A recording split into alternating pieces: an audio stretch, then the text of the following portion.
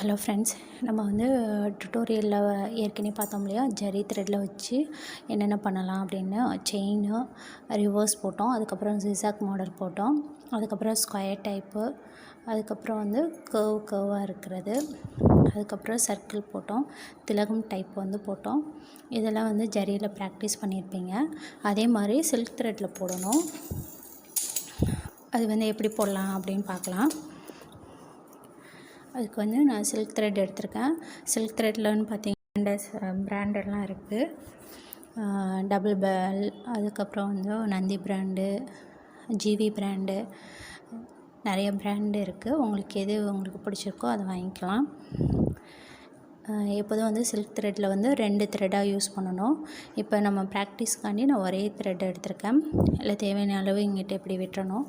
விட்டுட்டு முடிச்சு போட்டுக்கணும்.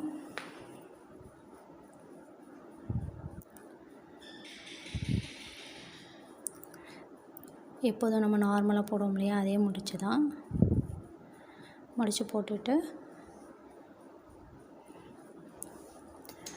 இப்போ வந்து ஸ்டார்ட் பண்ணலாம். ஃபஸ்ட்டு வந்து சில்க் த்ரெட்டில் வந்து எல்லாமே வந்து 2 வரணும். பாருங்கள், த்ரெட்டு வந்து 2 இருக்கு இல்லையா, த்ரெட்டு வந்து 2 இருக்கணும். ஜரியில் எப்படி செயின் போட்டோமோ அதே மெத்தடு தான். நீங்கள் பிகினர்ஸாக இருக்கும்போது கொஞ்சம் பெரிய பெரிய செயினாக போட்டு பாருங்கள். அதுக்கப்புறம் நல்லா ப்ராக்டிஸ் பண்ணோன்னா கொஞ்சம் மீடியம் சைஸாக போட்டு பாருங்கள். இப்படி தான் வந்து செயின் போடணும். இந்த 2 த்ரெட்டு சேர்ந்து தான் வரணும். அதே மாதிரி நாட் போடும்போது இந்த இதை மேலே தூக்கிட்டு பக்கத்துலேயே குத்தி த்ரெட்டு வெளியில் எடுக்கணும். அதுவும் வந்து 2 த்ரெட்டாக தான் வரும். ஃபஸ்ட் எடுத்தோம் இல்லையா, அந்த த்ரெட்டை வந்து கொக்கி மாதிரி பிடிச்சிட்டு அடியில் வந்து கை இழுத்திங்கன்னா நாட் வந்து விழுந்துடும். ஜரியில் போட்ட மாதிரியே தான் இதுலேயும் போடணும். ஆனால் இதில் வந்து த்ரெட்டு வந்து 2 வரணும். நான் மறுபடியும் போட்டு காட்டுறேன்.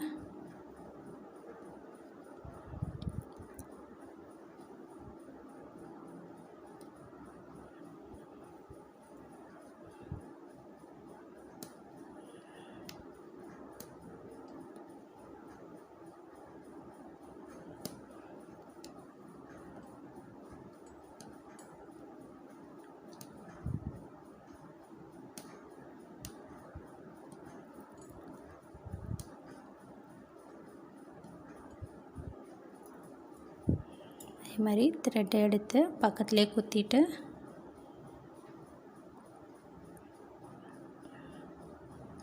மேலே இழுத்துட்டு ஃபஸ்ட் எடுத்தோம் இல்லையா, அந்த த்ரெட்டை நெடியில் பிடிச்சிக்கிட்டு இழுத்திங்கன்னா நாட் வந்து விழுந்துடும்.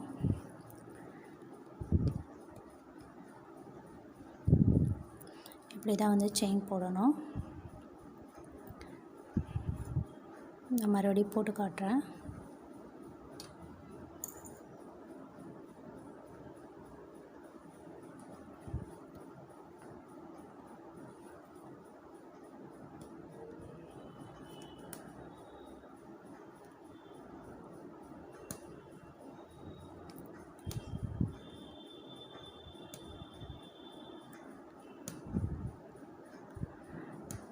இந்த செயினுக்குள்ளே பின்னாடி பேக் சைடு வந்து தான் டர்ன் பண்ணணும். உங்கள் பெருவிரல் எந்த சைடு இருக்கோ அந்த சைடு பார்த்து தான் டர்ன் பண்ணணும். அதை ஞாபகம் வச்சுக்கோங்க. அதே மாதிரி மேலே இழுத்துட்டு பக்கத்துலேயே குத்தி அடுத்தது எடுக்கணும்.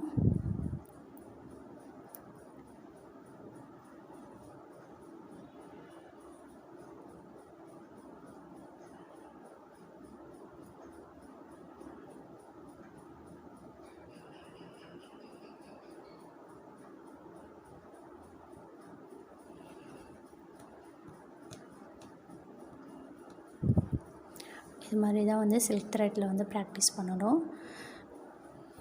அதே மாதிரி சில்க் த்ரெட்டில் வந்து என்ன பண்ணணும்னா லைன் போட்டுக்கோங்க, ரிவர்ஸ் போட்டுட்டு அதுக்கப்புறம் ஸ்கொயர் டைப்பு இதிலெல்லாம் வந்து எப்படி பண்ணணும் அப்படின்ட்டு ப்ராக்டிஸ் பண்ணி பாருங்கள்.